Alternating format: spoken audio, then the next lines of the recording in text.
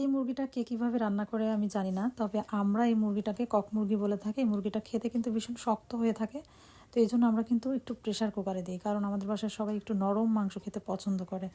Pressure কুকারে দেওয়ার মানে এইরকম না যে অনেক নরম, এটা দেশি মুরগির মতো মনে হবে।